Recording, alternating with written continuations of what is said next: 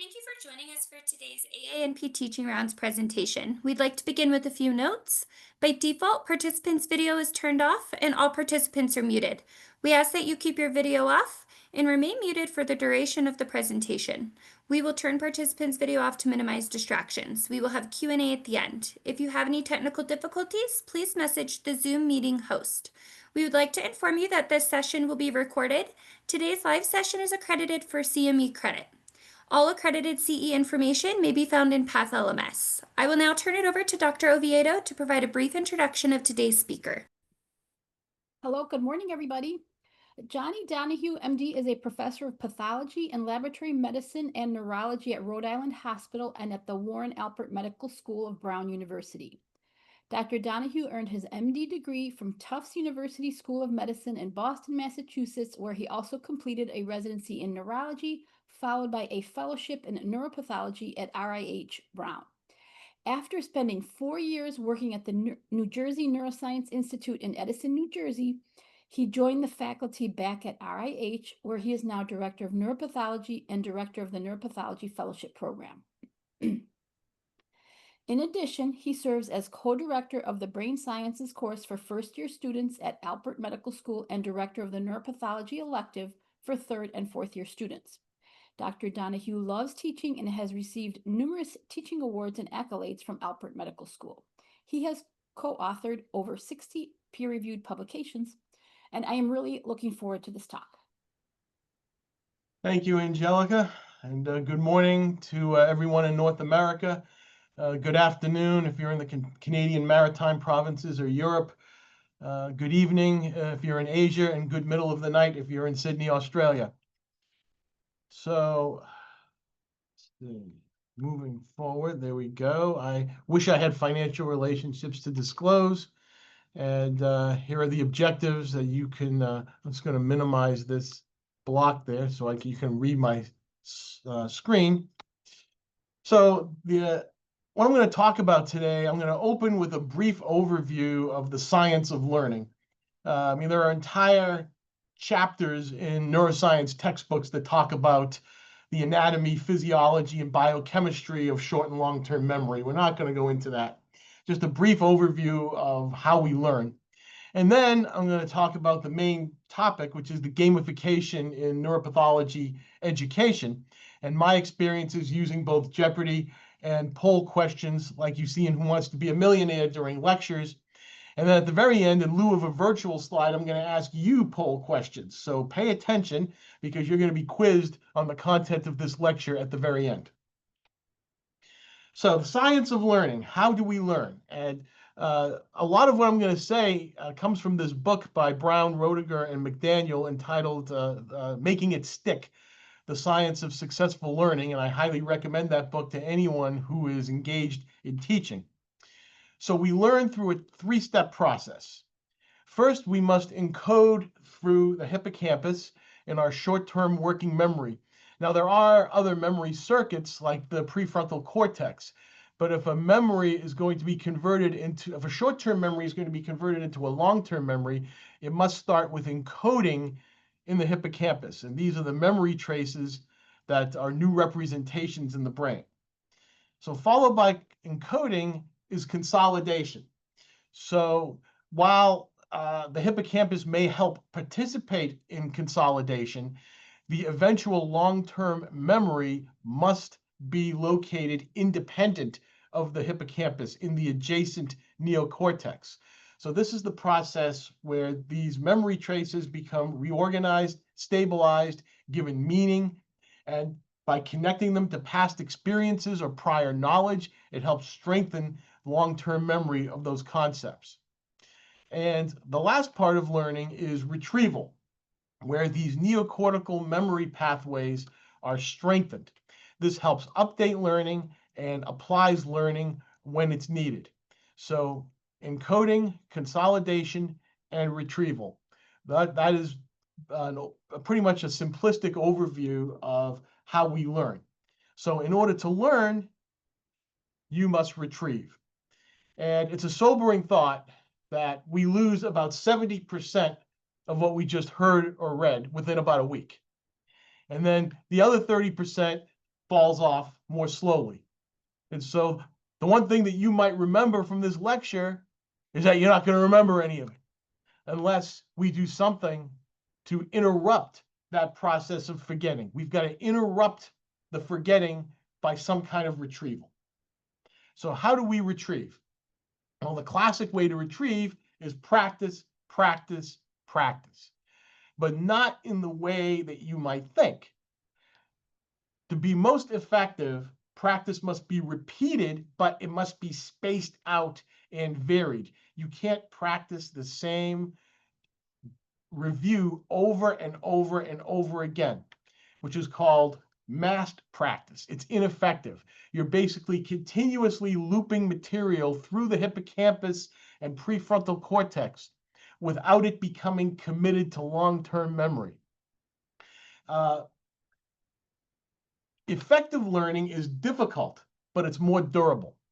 And one of the studies that this book mentions, there was a baseball team where half the players practiced by seeing 15 fastballs, followed by 15 curveballs, followed by 15 changeups.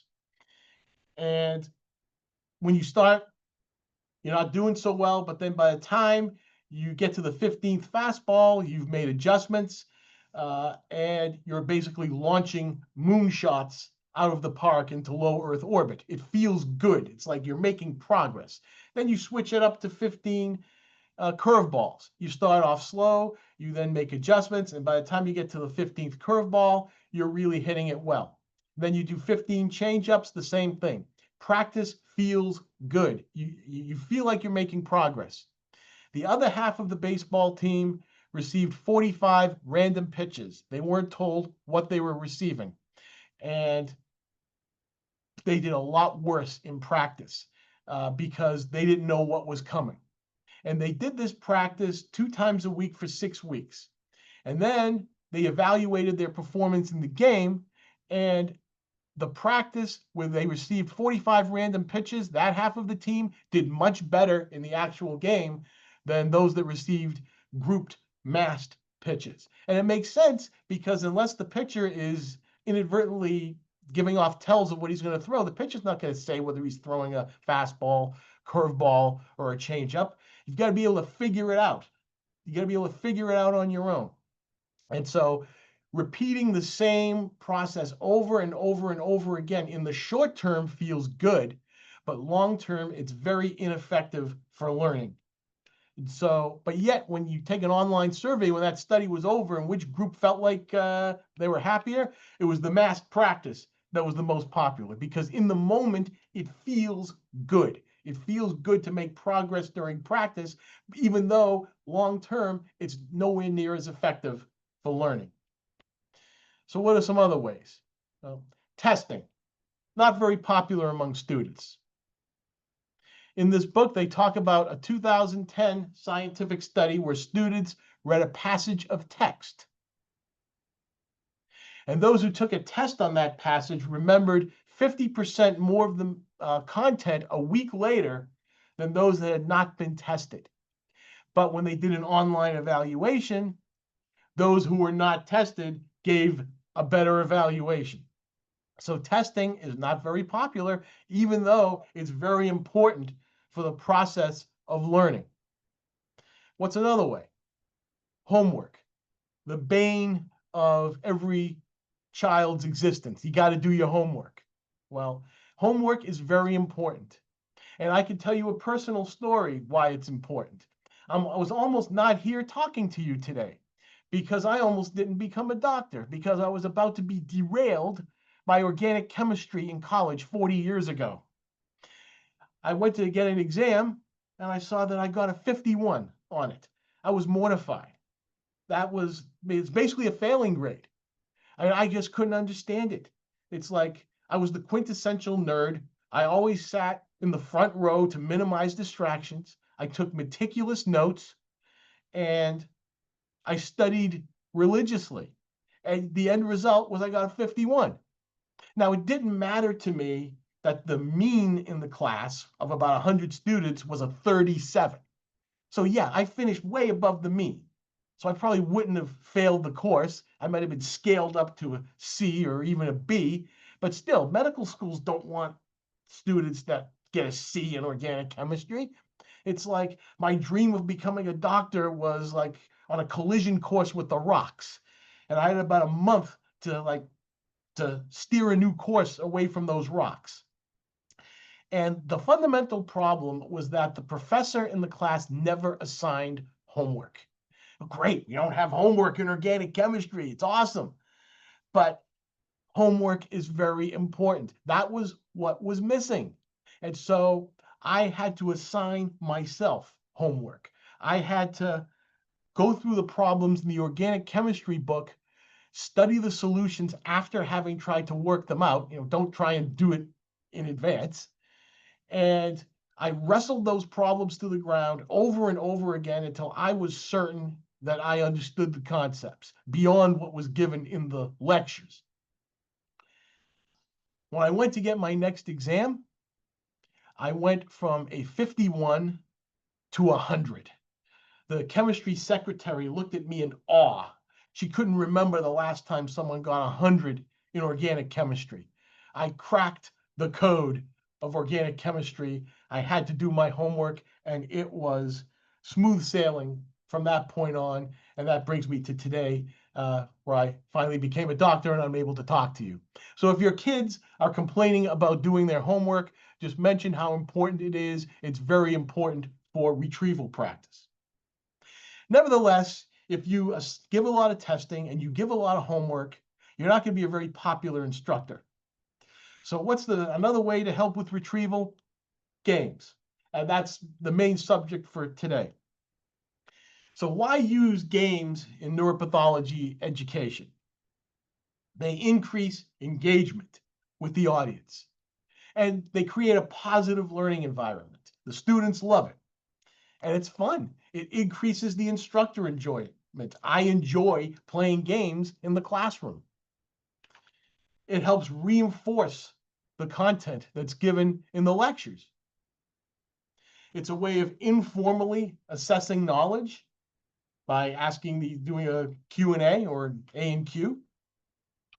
And for those that care about winning these games, it increases the motivation to prepare in advance. And this extra studying can help them gain knowledge. Now, some of you might be saying, I'm too busy doing, actual real teaching to integrate games in my curriculum. It's like, I'm a real teacher. I don't play games. But isn't the whole point of teaching to facilitate learning? I mean, by playing games, you're actually teaching. And the instructors have fun with it, and the students have fun with it. Now, my favorite game to use when teaching is Jeopardy. And this is a summary of my history with Jeopardy. The only time I actually ever played as a contestant in medical Jeopardy was when I was doing my third year internal medicine rotation in December of 1990.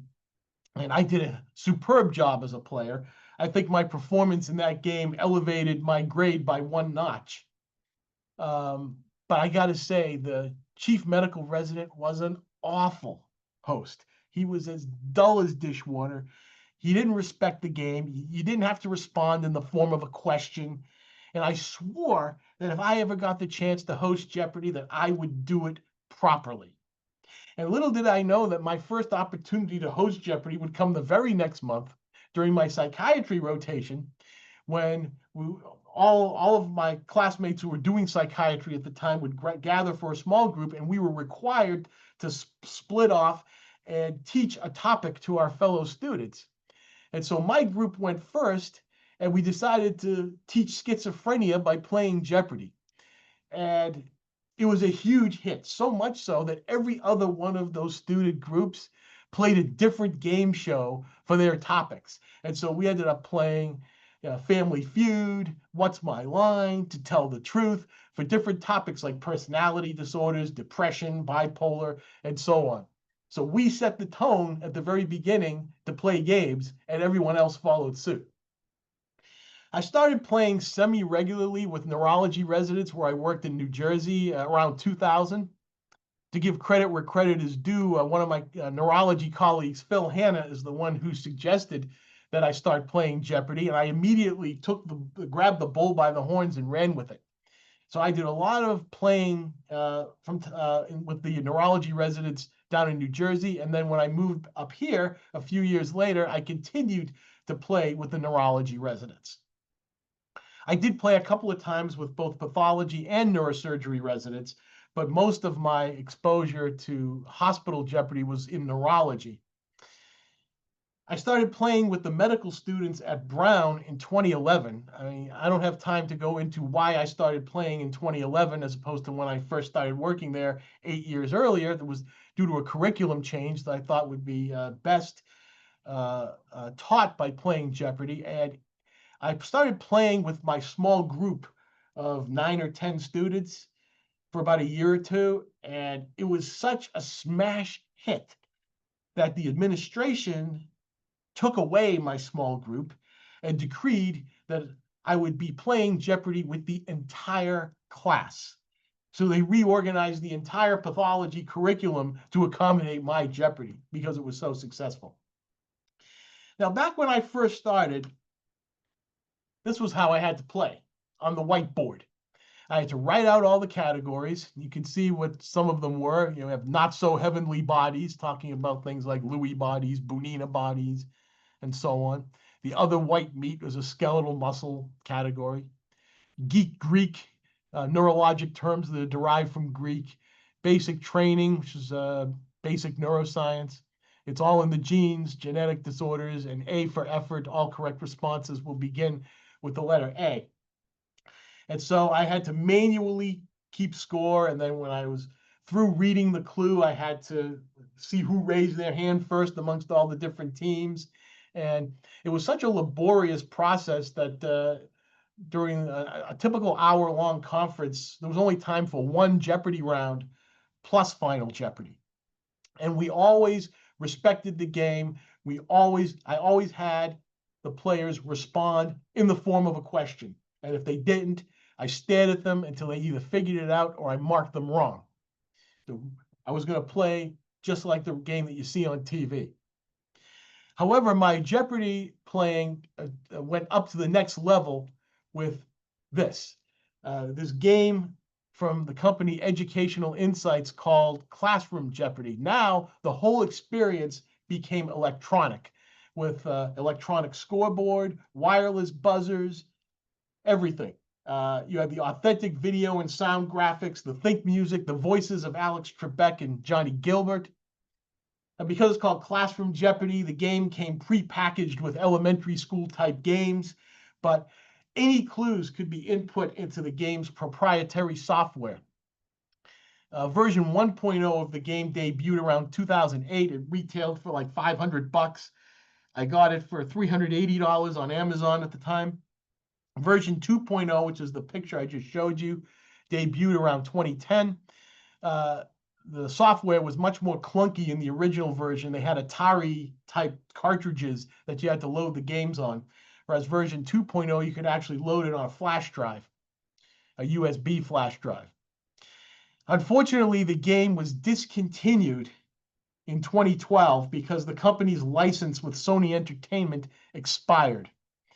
I mean, this company does sell wireless buzzers, and so you could pretty much approximate this by using an online PowerPoint template, getting those wireless buzzers and streaming the music through Spotify or some other streaming service. So you can get an approximate electronic Jeopardy experience, but this makes it so much easier to actually have it in a game. But what concerns me is that the software is going to become obsolete. I'm still running it on a Windows 7 computer that I have at home that I hope never conks out. Because once the software goes, then I can't create any more games. I'm just going to be stuck with what I've got. Hopefully that doesn't happen. Hopefully I can still keep this computer going. Otherwise, I'd say you could probably get this game on eBay or Craigslist or something, but then you always risk, because it'll be used, you might have missing pieces in it. So I played dozens of games with hospital residents throughout the 2000s, but the highlight was a neurology, neurosurgery, neuropathology challenge back in 2008. We had some real gunners back in neurology and neurosurgery back in the days. And so I had them play head to head in a special event. And then our Neuropath fellow at the time, Rog Bagdasarian, we put him up in the third spot as almost like a sacrificial lamb just to have 3 teams up there. But he managed to hold his own through the opening round. It was like 4,800 to 4,800 to 3,600 heading into the double Jeopardy round. And then Rob only buzzed in once during the second round for a clue worth 1,200. He got it wrong, dropped out to 2,400. Then we never heard from him the rest of that round. And the neurologists and neurosurgeons just kept trading body blows. The lead changed hands multiple times. Once a neurosurgeon made an unorthodox pick on the board and hit a daily double and stood up and did a dance. I mean, it was just an intense game, and the neurosurgeons took a 100-point lead on the very last clue going into Final Jeopardy. It was 10,900 to 10,800 to 2,400. And Final Jeopardy, the category was dopaminergic pathways in the CNS. The clue was they had to name 3 out of the 4 major dopaminergic pathways in the CNS. And it was mesolimbic, mesocortical, tuberoinfundibular, and nigrostriatal. Rob in Neuropath, he got it wrong, but he only wagered 400, so he dropped down to 2,000. The neurologists got the correct response. However, they neglected to phrase it in the form of a question, and so I marked them wrong. And I thought there was going to be a riot in the room. I thought I was going to have to call security to have me safely escorted out of the room. The emotions were so high because they got it wrong. They bet everything and went down to 0. The neurosurgeons got it wrong. They bet everything, went down to 0. So the neuropathology won the challenge by default. But that was an intense game. Unfortunately, most hospital games are not that intense. When I started playing with medical students, I started noticing that these medical student games are played at a much higher level than the hospital games. Now, we've had medical student teams end up with low scores and even negative scores. What I mean by higher level is that the vast majority of the clues in these student games are responded to correctly, and very few clues go unanswered. So I'm not standing around for 7 seconds waiting for the timer to expire and then do it again on the next clue and the next clue, and those games just plod along. Very few clues go unanswered, and so the game moves along very quickly, like watching it on TV. With the electronic game, we could get through a full game, 2 rounds plus Final Jeopardy in like 30-35 minutes. It's a very fast game. So that got me to thinking, what is the ideal context for playing Jeopardy with a group? One of them is all the players are all at the same level of knowledge. Now, medical students, they're all at the same level. They're all first years, they're all second years, they're all in the same class, they all have the same level of knowledge. Whereas if you have your typical resident noon conference, any or all may be present. You could have senior residents, you could have junior residents, you could have rotating residents from other departments, medical students, and observers from other institutions. So a wide variety of knowledge bases. And so for hospital games, I usually created an advanced game and ensured that each team was captained by a senior resident. However, the problem with that is, in the ideal context, a player will show up on time and they will play for the entire game. Now, medical students, they're a captive audience. They sign in. Once they're selected to play, they stay for the duration. They're not leaving. Some residents, they don't show up for conference. They're either too busy in the hospital or they're off-site. And many show up for late because they must get lunch. And sometimes residents get paged out of a room in the middle of the game. And this is a problem if a senior resident leaves. The team is decimated. One of the times I played with the neurology residents, the game was won by a single neurology resident, a senior neurology resident who was playing alone. And that resident missed 1/3 of the game to go answer a page about a neurology consult. And so it just goes to show that the knowledge bases of people in these noon conferences are highly variable. And if a senior resident is not present on your team, then you are at a huge disadvantage. What else makes for an ideal game? If the game involves a limited amount of material. Now, medical student courses, they involve well-delineated content. You're just going to have the game based on what they've done in the past 2 or 3 weeks. And everyone is studying that material. It's finite, it's not infinite. They know what they have to know, and that's what you're going to play the game with. Whereas resident games are often general knowledge of the subject. In my case, a game about neuropathology and brain sciences. Like the whiteboard categories that I showed you earlier. I mean, that was a general knowledge game. It wasn't like a predetermined game where it's going to be based on a particular topic. Now, I did have the opportunity to do a game involving a limited amount of material.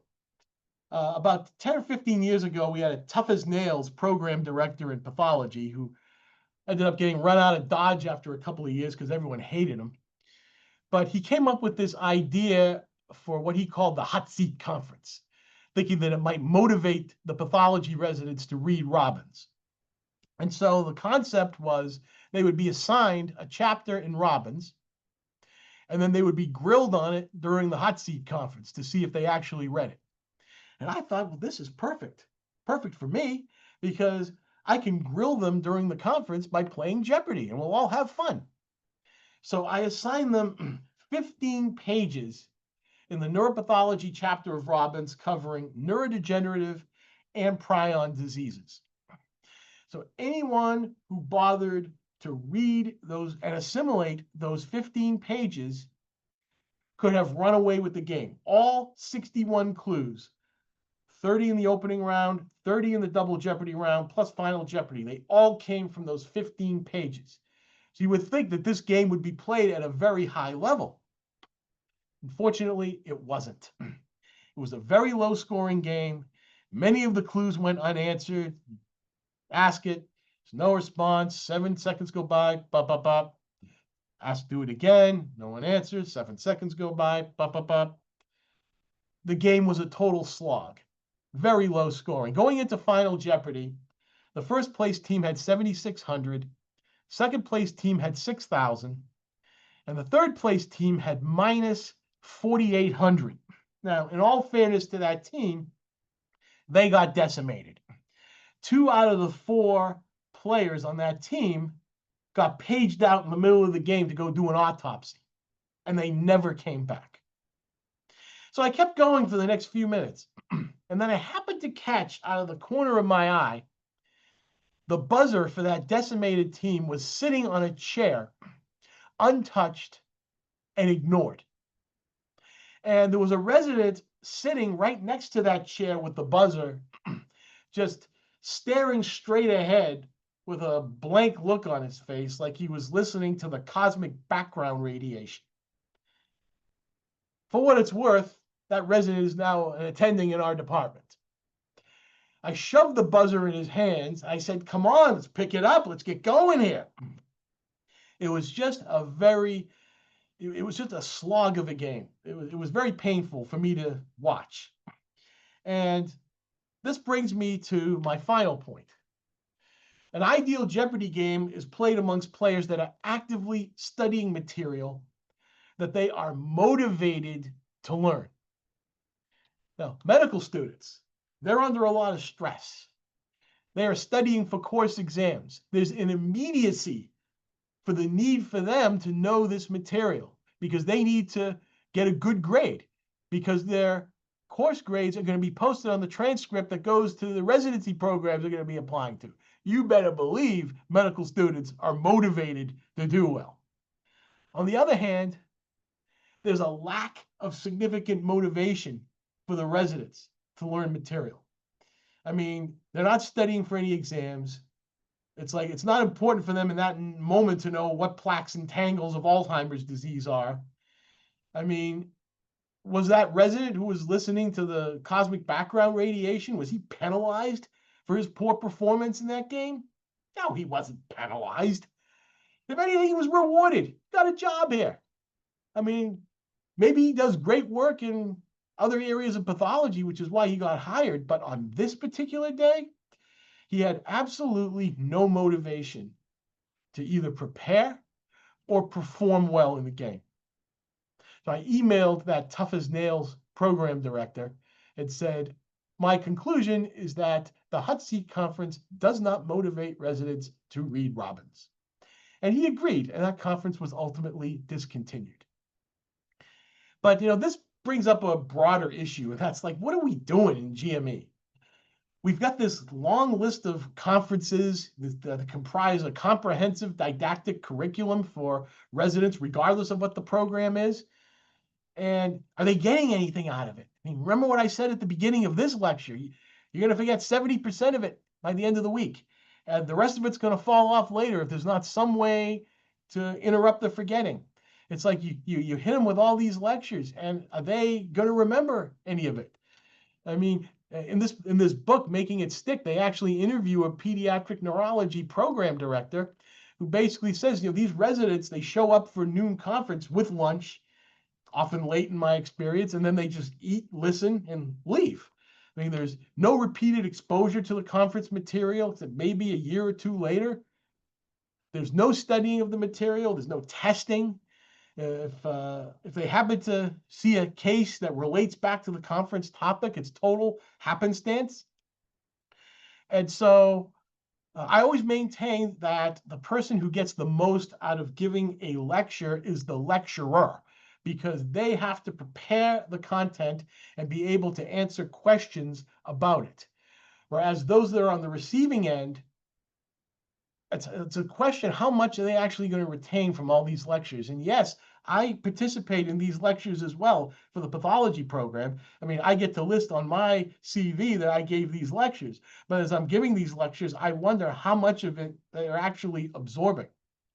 And so it might be worth following up with like some sort of quiz like a week later with material, ask them questions about the material in that lecture just to try and interrupt that process of forgetting.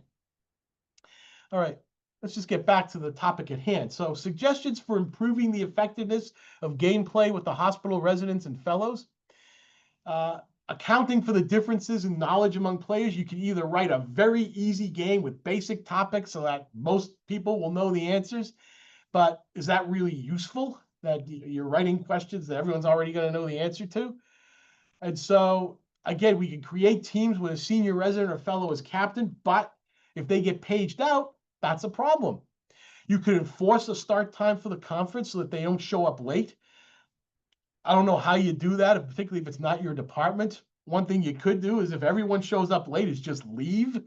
Say, we don't have time to do it. I actually did that once 20 years ago. By 12:15, only 2 residents were there. And so I just walked out. I said, we're not doing this game. But then what are you going to do if they get a page that there's someone in the emergency room that needs to be seen, or if there's some frozen section or something that's got to be done urgently? Patient care does come first. So you can make the protected time all you want, but if something comes up, they're going to have to leave. Creating games with a limited amount of material, in theory, should work, but it all comes down to the motivation. What kind of motivation the residents have? I mean, you could do negative motivation. You could, like, the last place team gets they get docked a week's pay or a week's vacation. That might not go so over well now with the unionization coming to residencies. You could do positive reinforcement. Does $25 Starbucks gift card going to motivate them? Probably not. Would $100,000 motivate them? Almost certainly, but then who can afford to fund that on a regular basis?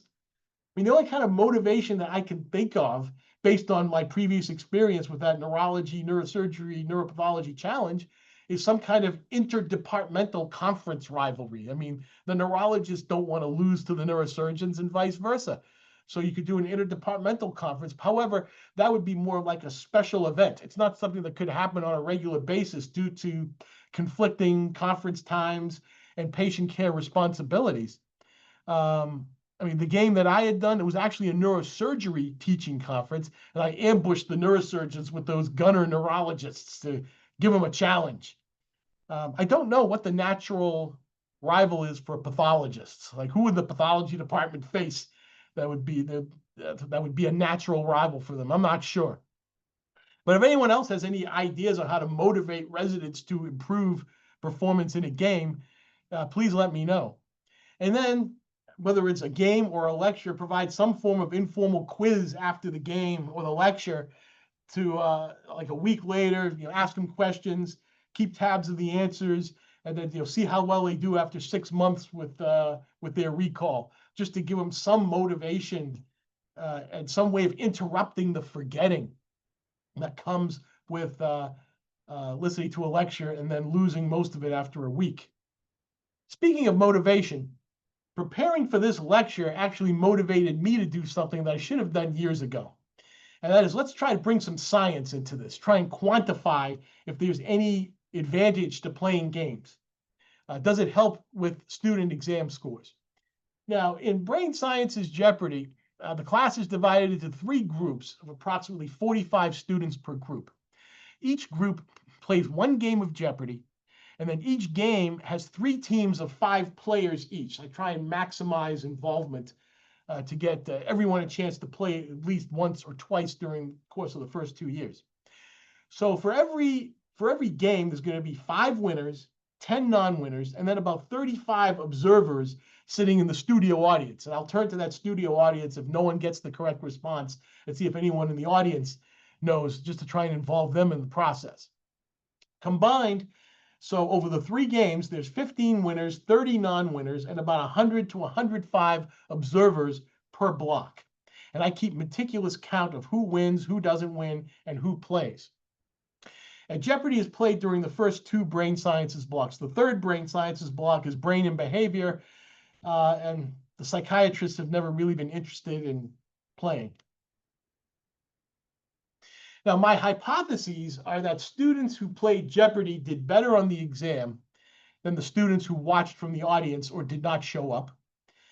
Students did better on the exam when they played Jeopardy compared to when they did not play, and that winning was irrelevant to exam performance. I think just the act of playing would help.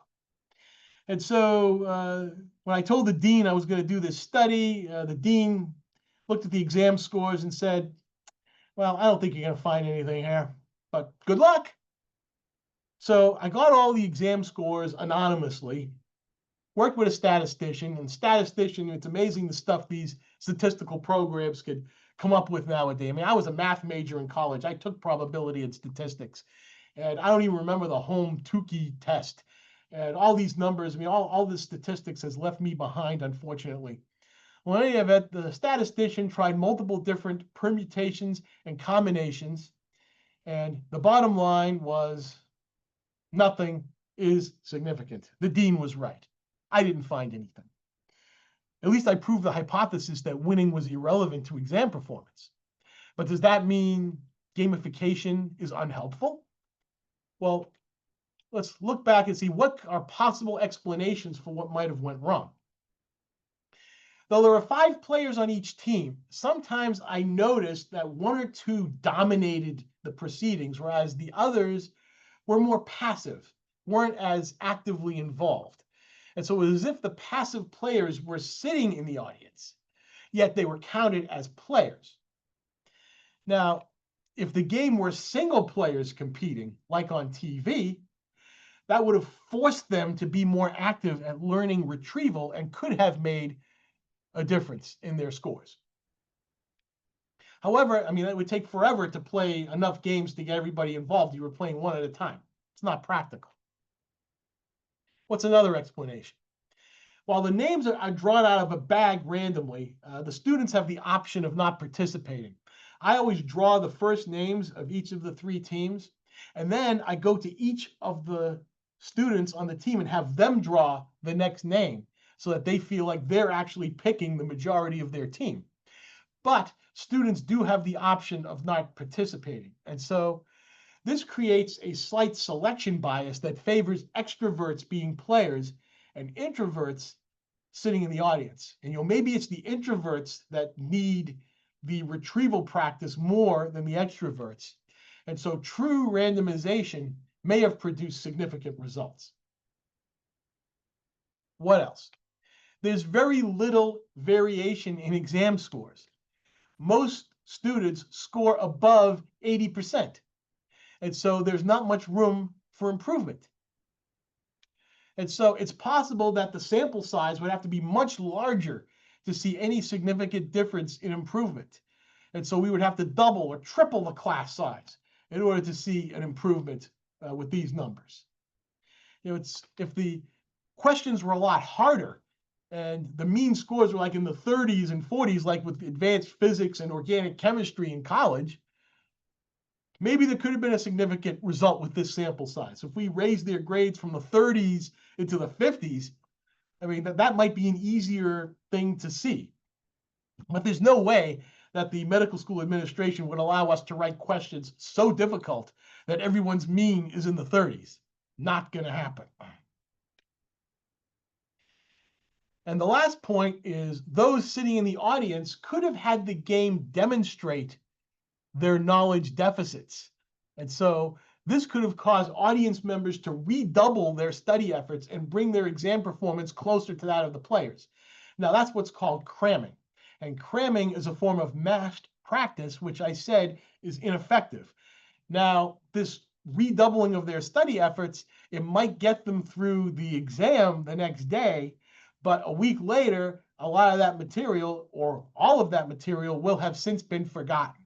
But in the very short term, their exam performance could have been made closer to those that actually played. And so if the game were played without an audience, there may have been a significant difference between players and non-players. But I got to tell you, playing without an audience is just nowhere near as much fun. And I usually do these games in brain sciences back to back to back. And by near the end of the third game, I'm physically and mentally exhausted. And it's like the emotional energy of these audiences is what helps me get over the hump. Like when one of the teams hits a daily double and the whole crowd starts chanting, "Go big or go home, go big or go home." That's what gets me to the finish line. The enthusiasm and the energy from the whole studio audience, really helps me get through the games. So to summarize, the study design, if I wanted to do this in a lab, I would have, to try and show significant differences, I would have single players compete head-to-head, have true randomization. If the students were selected to play, they must play. No option to decline. We either significantly increase the size of the class or make those exam questions much more difficult, and play the game without an audience. You put all those together, you might see a significant difference. However, none of these are likely to happen in a real world scenario. So does that mean that gamifying education has no benefit? Of course not. The bottom line is most students love it. They have a lot of fun with it, and it makes for a great effective review for the exam. And that's what's most important. And in evaluations, Jeopardy has about a 94% approval weighting. I mean, what politician wouldn't want that? And this is just a random sample of like the first 6 evaluations for this most recent year of students saying about how much they love Jeopardy. Now, when a team wins, I pass out these certificates with their name on it. And these certificates are really hot commodities among the students. They get put on fridges, framed, and sometimes the students want to take pictures of me holding these certificates. And sometimes after they take the picture, they send me a copy of the picture. And this is just a representative picture. And you can see, here's the game machine right here with the scores. So the winning team got 47,100, second place 25-2, and then one team didn't do so well there. But everyone loves these certificates. Everyone has a good time playing Jeopardy. Now, in the last few minutes, I just want to talk about gamification during lectures in the form of polling software. And this may be a lot easier for instructors to implement than playing with a small group or a whole class doing Jeopardy. So what are the benefits of using polling software during lectures? There's increased audience engagement. They're not snoozing during your lecture. There's real-time feedback and assessment to see how well, in fact, the audience is understanding what you're saying. There's increased knowledge retention due to being forced to retrieve. So we're trying to interrupt that forgetting so that you remember something from the lecture. If this is a brainstorming lecture, you may get better data for making decisions. Or if you're asking like what the diagnosis is, you're getting different diagnoses, the possible differentials. It's a reward for your audience. It's fun. It's fun for me as the instructor. It's probably fun for the people in the audience. And it's often good to ask questions about prior lectures because, again, that helps with long-term retrieval. Now, there's a lot of polling softwares out there. The ones that I have the most experience with are Poll Everywhere and Top Hat. Brown Medical School used to use Poll Everywhere, and I like that better. Now they're using Top Hat. I'm not as much of a fan of Top Hat. I think it's less user-friendly, which is why I have the school administration input my lectures into Top Hat. All of these programs have a free service. It's very limited. The Poll Everywhere free service, you can't have more than 40 people respond. And I'm having trouble since they updated their program with eliminating answers from a prior question. And of course, if you're free, you can't call in and ask questions. You're stuck with the FAQs online.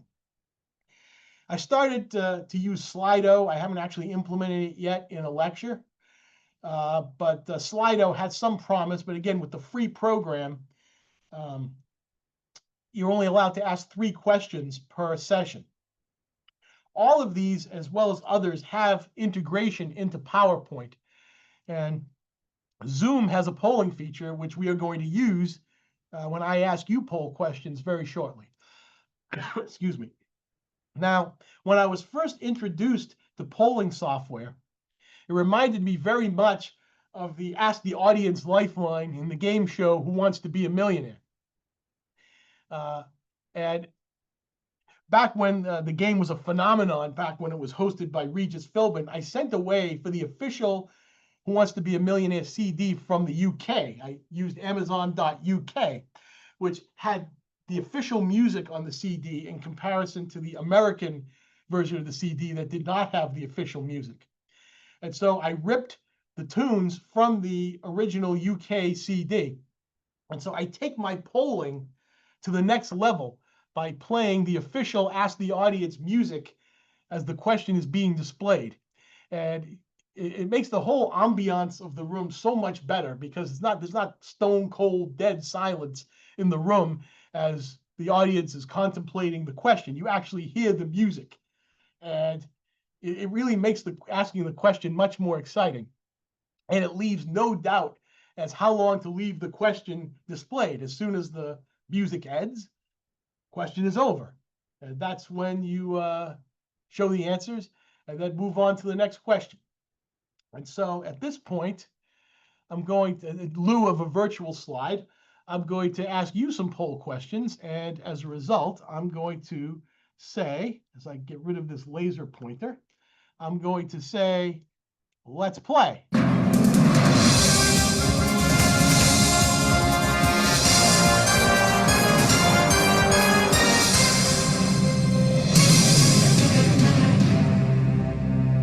So this is where I'm going to have cue Ashley to come in, and she's going to ask you these poll questions. And when she asks you them, I'm going to fire up the Ask the Audience music, and we'll see how you do. We'll see if you've been paying attention to this lecture.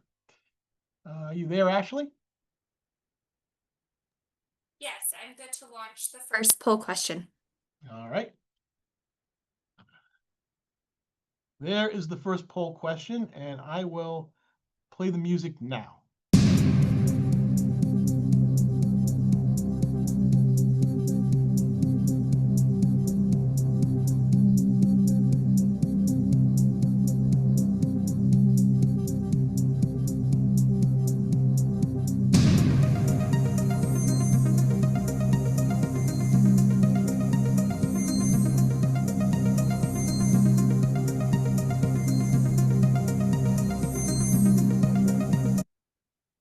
Uh-oh, the heck happened?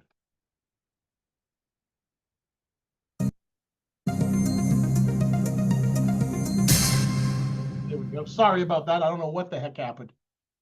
Okay, so we have 92%, 22 out of 24 saying encoding, consolidation, and retrieval, with one saying choice A, one saying choice D with different orders. And in this case, the audience is correct.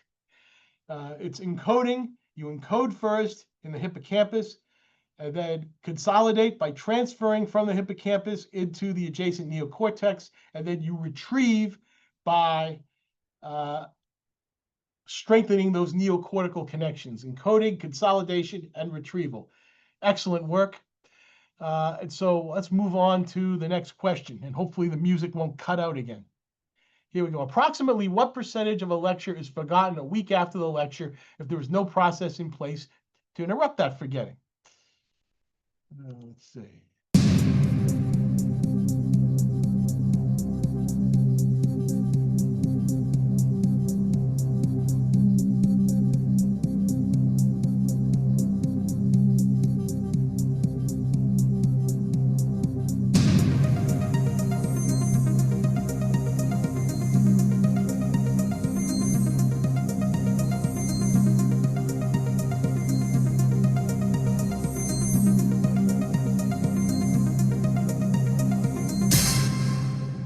All right, so 70% say 71% say 70%, and then 16% say 50%, 6% say 30%, and 6% say 90%.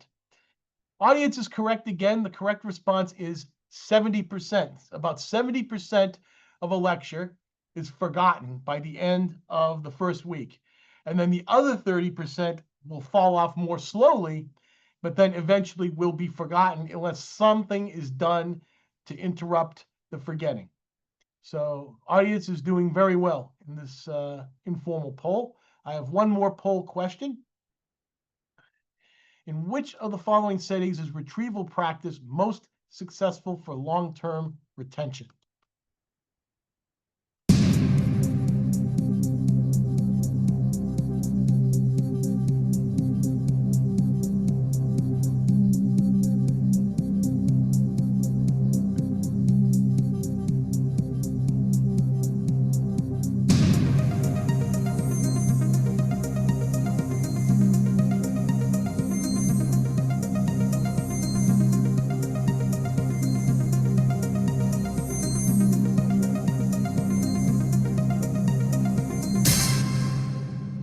All right, 92% say E when it is varied and spaced apart every several days. And that is the correct response. Audience has done very well today.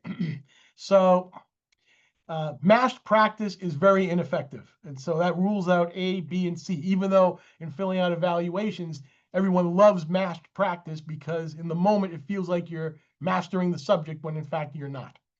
So in terms of, you need to do varied practice. And versus spacing it apart every several days versus repeating it every night for a week. If you vary it, but you repeat it every night, that's kind of like mashed practice. The point is you want to allow a certain amount of forgetting to slip in because that makes retrieval harder. But when you then remember it, that retrieval is going to be much, much more robust. You have a much better chance of remembering that if you've forgotten it, but then you remember it. Because effective learning is hard, but it's what's most durable. Mashed practice is easy, but it's not very durable at all. And that's the point.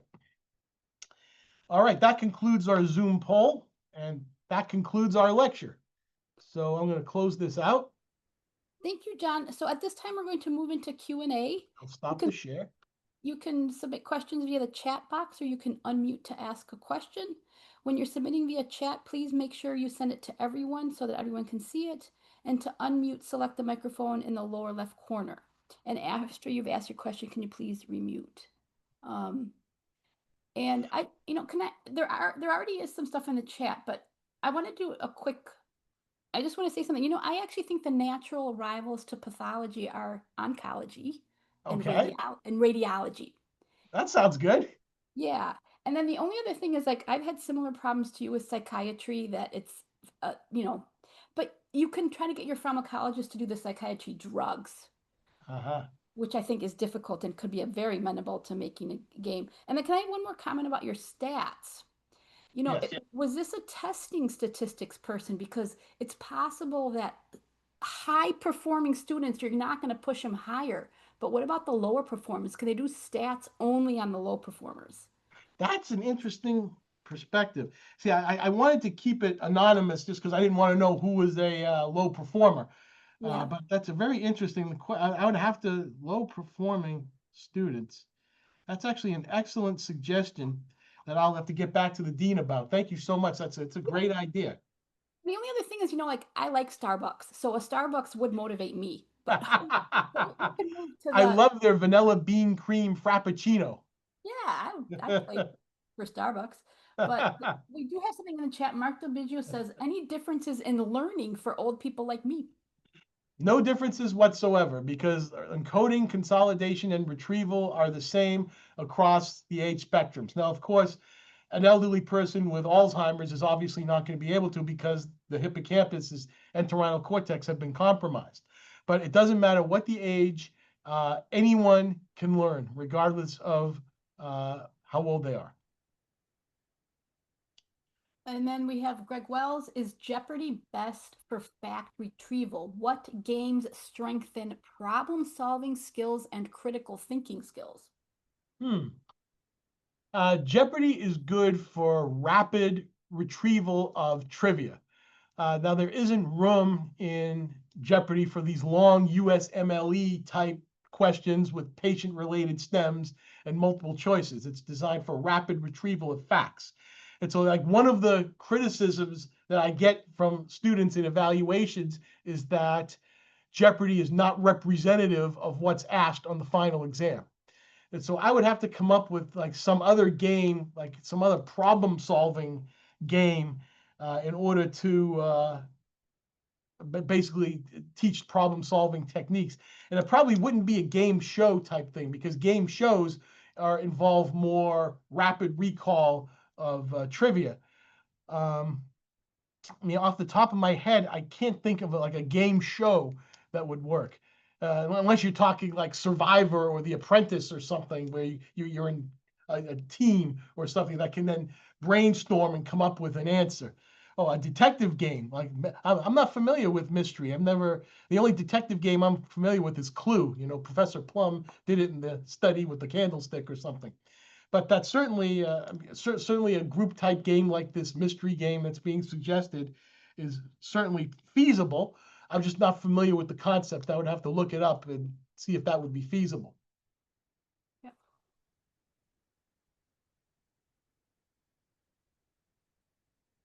I want to make one more comment. I hate to ask so much, but I don't know. That's okay. I really like this topic. Was that it's my personal opinion, actually. I've never run the stats, but I actually think faculty that ask easy questions get, compared to ones that don't, get more teaching awards. Well, I got to tell you, I started this thing naively. Like back in 2008 when I started working with the students in brain sciences, and I dared to ask questions showing photographs that they had not been exposed to. And the outrage was so great, it went all the way to the dean's office.